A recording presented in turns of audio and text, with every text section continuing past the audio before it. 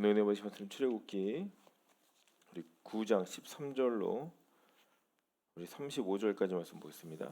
출애굽기 9장 13절로 35절까지 말씀 같이 읽겠습니다. 시작.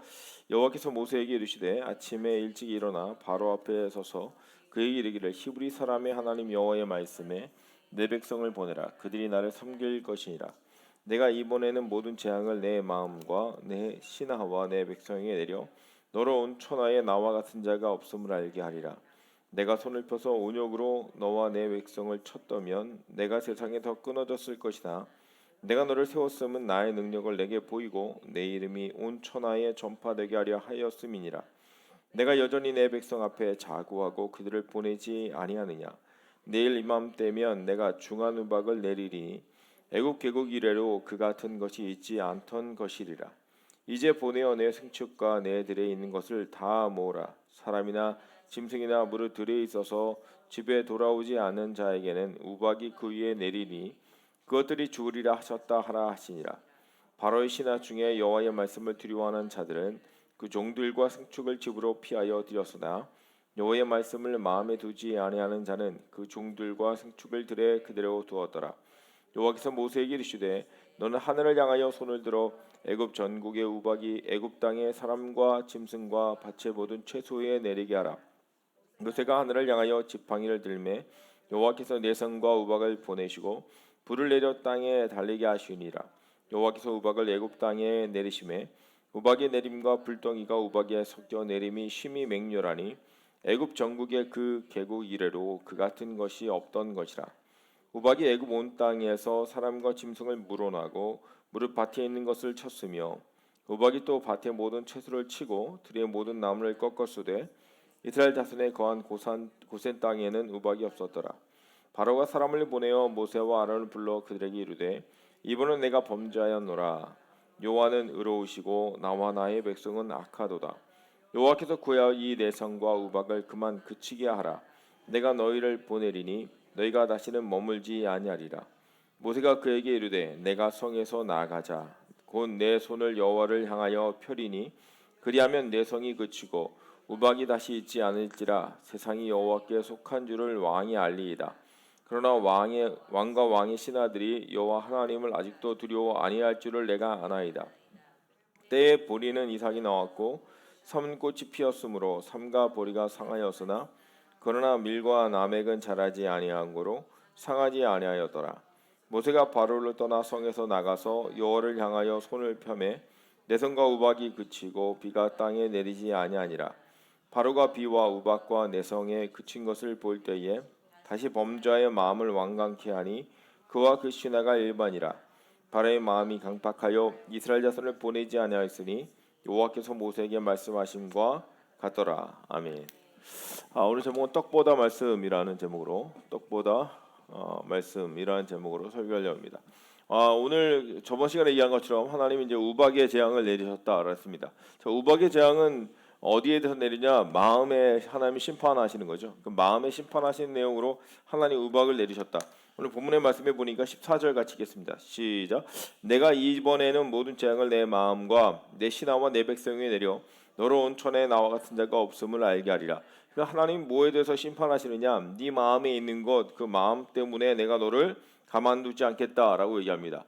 15절 같이 읽겠습니다. 15절 시작. 내가 손을 펴서 온욕으로 너와 내 백성을 쳤다면 내가 세상에서 끊어졌을 것이나 내가 너를 세웠음은 나의 능력을 내게 보이고 내 이름이 온 천하에 전파되게 하려 하였음이라. 아멘. 우리가 첫 번째에서 해야 되는 게 뭐냐? 은혜를 생각해 보라는 거죠. 은혜를 생각해 보라.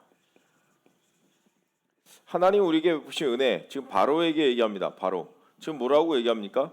바로에게 얘기하는 내가 온역을 보냈을 때에 만약에 내가 너를 은혜로 베풀지 않았다면 너는 온역에 죽었을 것이다 라고 얘기하는 거죠.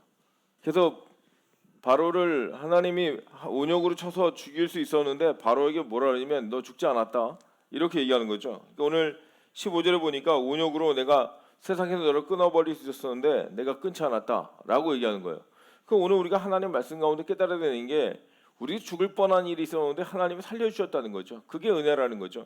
그래서 바로에게 얘기하기를 너에게 사명이 있는데 너의 사명이 뭐냐면 온 천하에 내 이름이 알려지게 하는 것이 너의 사명이다라고 얘기하는 거죠. 그러니까 우리가 생각해 보면, 은혜를 생각해 보면 바로가 뭘 알았어야 됩니까? 너를 살려준 이유가 있는데 너에게 뭘 준 거죠? 기회를 허락하신 거죠. 기회. 그러면 우리가 뭘 해야 됩니까? 하나님께 회개하고 돌아와야 되는데 그렇지 않았다. 그러면 그렇지 않았던 것이 무엇이냐? 바로의 무엇의 문제였느냐? 마음의 문제였다라는 거죠. 마음의 문제. 그래가지고 이 본문의 말씀이 쓰여지는 것입니다. 로마서입니다. 로마서 9장.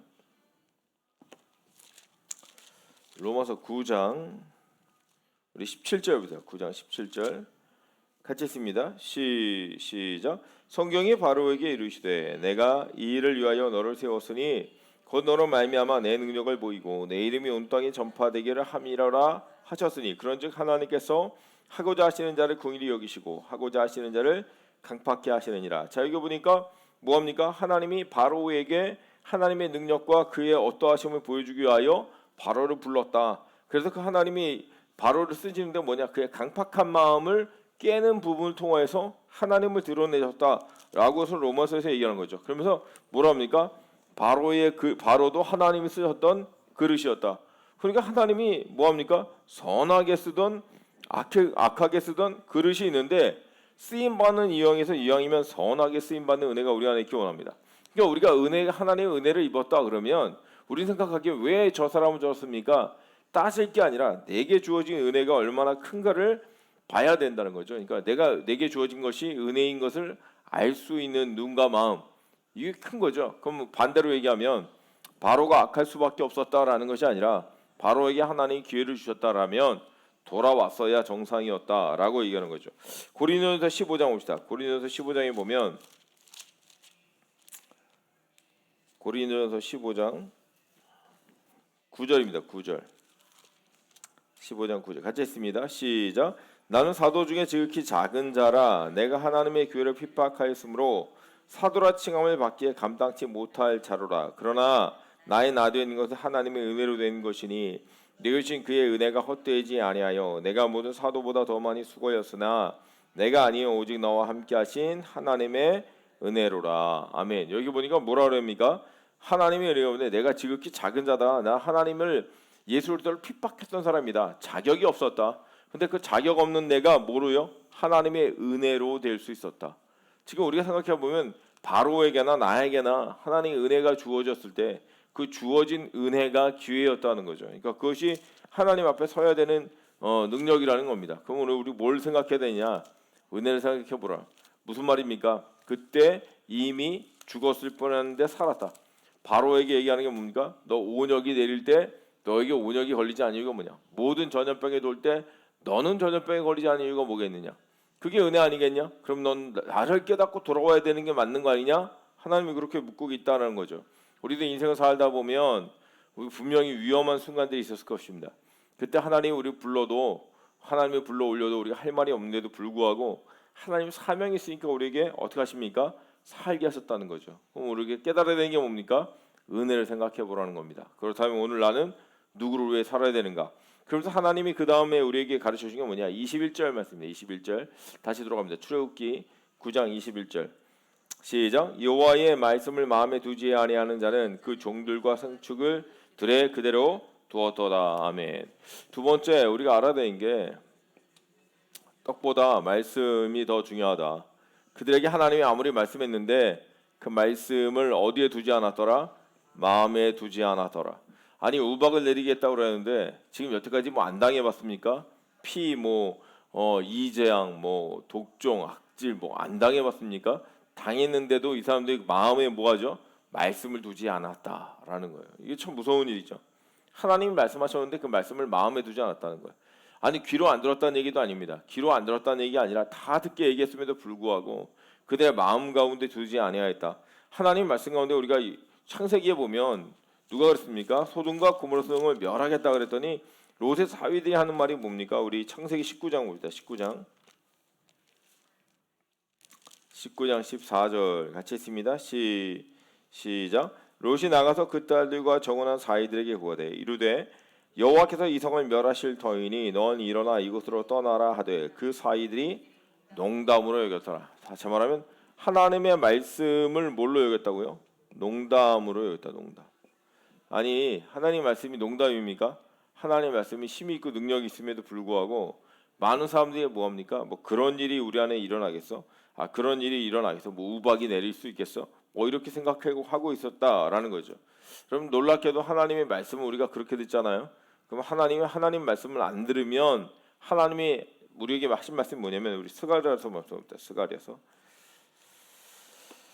스가랴서 7장 13절입니다. 13절 같이 읽습니다. 시작. 만군의 여호와가 말하였노라 내가 불러도 그들이 듣지 아니하였은즉 그들이 불러도 내가 듣지 아니하고. 참 뭐합니까? 너희가 듣지 아니하냐?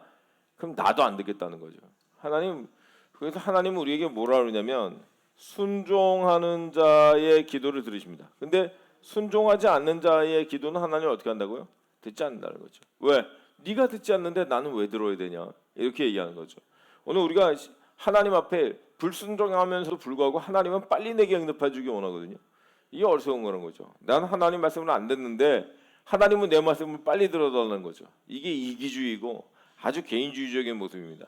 오늘 우리가 알아야 되는 게 하나님 앞에 하나님 말씀에 순종할 때에 하나님 우리의 기도를 들으신 점이 있습니다. 그러니까 우리가 항상 뭐 해야 되냐? 말씀이 더 중요하다라고 얘기하는 거죠. 사무엘상 우리 또 예레미야입니다. 예레미야 26장 봅시다. 예레미야 26장. 예레미야 26장에 보면 하나님이 말을 듣지 않는 자들에 대한 이야기를 써놨습니다.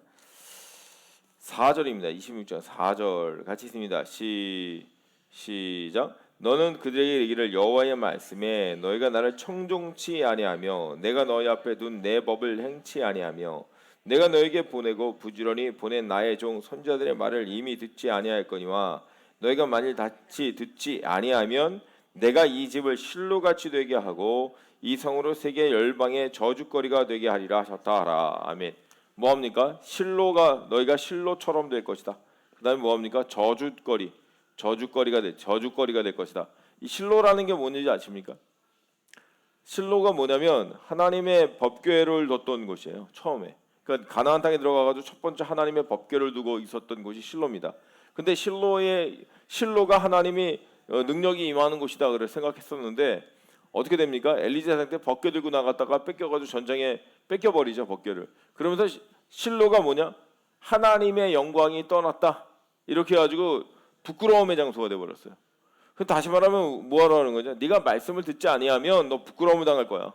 네가 하나님을 안다고 생각해? 하나님의 법궤가 있던 실로도 부끄러움 당했다. 그리고 저주거리가 될 버리다. 이렇게 얘기하는 거죠. 오늘 우리가 알아야 되는 게 내가 하나님 압니다라고 하지만 내가 순종하지 않으면 어떤 결과가 오냐? 하나님을 부끄럽게 여기는 하나님 앞에 하나님의 영광이 떠나게 되는 일이 발생하더라라고 경고하고 있다라는 겁니다. 그래서 하나님 우리에게 뭐라고 얘기합니까? 신명기 말씀입니다.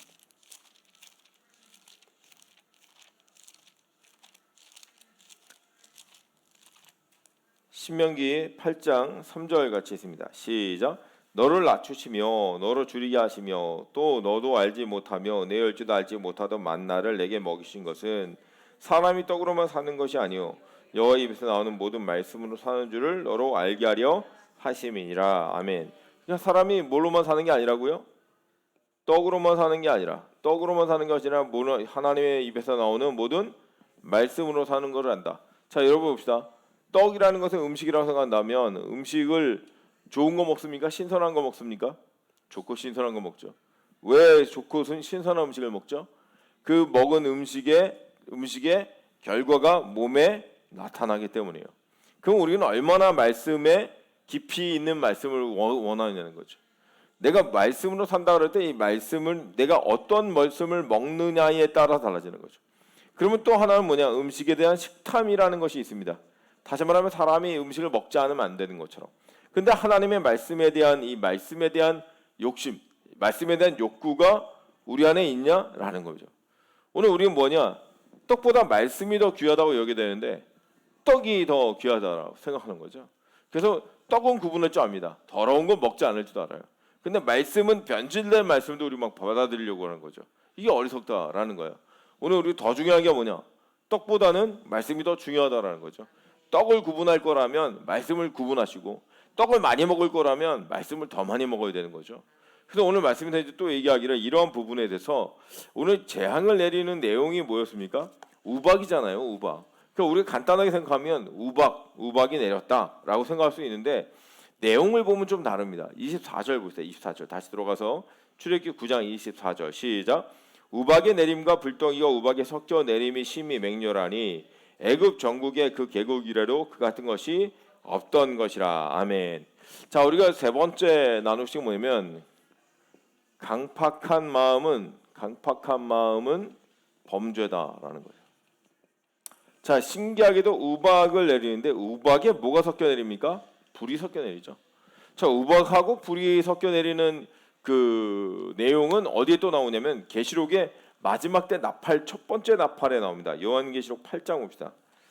요한계시록 8장에 보면 이 땅에 주님이 오시는 마지막의 종말의 심판 때에 내리는 일이 이거하고 굉장히 비슷하게 나옵니다. 8장 7절입니다. 같이 읽습니다. 시작. 첫째 천사가 나팔을 부니 피 섞인 우박과 불이 나서 땅에 쏟아짐에 땅의 3분의 1이 타서 사위고 수목의 3분의 1도 타서 사위고 각종 푸른 풀도 타서 사위더라. 그러니까 뭐가 나오느냐?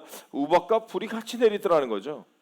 자, 지금 우박과 불이 같이 내리는 거 이거 우리가 쉽게 이해하면 이렇습니다. 자, 찬 겁니까? 뜨거운 겁니까? 신기하죠? 우박하고 불이 같이 내려요. 찹니까? 뜨겁습니까? 모르겠습니까? 차고 뜨겁죠. 이거 어디서 우리가 발생할 수 있냐면 요한계시록 다시 들어가 봅시다. 요한계시록 우리 3장 15절 봅시다. 3장 15절 같이 읽습니다. 시작. 내가 내 행위를 아노니 내가 차지도 아니하고 더없지도 아니하도다. 내가 차든지 더없든지 하기를 원하노라. 내가 이같이 미지근하여 더없지도 아니하고 차지도 아니하니 내 입에서 너를 토하여 내치리라. 아멘. 뭐에 대한 이야기죠? 마음이잖아요. 네 마음이 어떻게 하다고요? 차지도 않고 뜨겁지도 아니야. 너 뭐하느냐? 미지근하다는 거죠. 미지근하다는 게 무슨 뜻인 줄 아십니까? 변화가 없다는 거예요. 변화가 없어. 마음이 어떻게 하냐? 강팍한 마음이라는 거예요. 안 변하더라는 거죠. 하나님 그거 심판하는 거죠. 야, 차든지 더없든지 해. 그래서 하나님이 직접 우박하고 불을 같이 내려요. 자, 사람들이 보면서 신기하지 않겠습니까? 우박하고 불이 같이 어떻게 내리지? 그게 마음에 대한 거라는 거죠. 그래서 오늘 본문의 말씀에서 이 부분을 아예 확 찍어버립니다. 뭐라고 얘기하냐면 우리 34절 봅시다. 출애굽기 9장 34절 시작. 바로가 비와 우박과 내성이 그친 것을 볼 때에 다시 범죄하여 마음을 완강케 하니 그와 그 신하가 일반이라. 아멘. 그렇죠? 그친이 뭐합니까? 범죄했대. 뭐가 범죄라고 얘기하죠? 마음이 완강한 것, 강팍한 것, 마음이 변하지 않은 것, 하나님이 그렇게 보여줬음에도 불구하고 믿음을 갖지 않은 것, 이걸 뭐라고 얘기한다고요? 범죄다. 아니 어떤 일을 행한 게 아닙니다. 이들이 뭐 대단한 일을 한 것도 아니에요. 누구를 죽인 것도 아닙니다. 그런데 하나님은 이를 향하여 뭐라 그러냐면 너희가 범죄하였다라고 얘기하고 있다라는 겁니다. 요한복음 8장 보세요. 요한복음 8장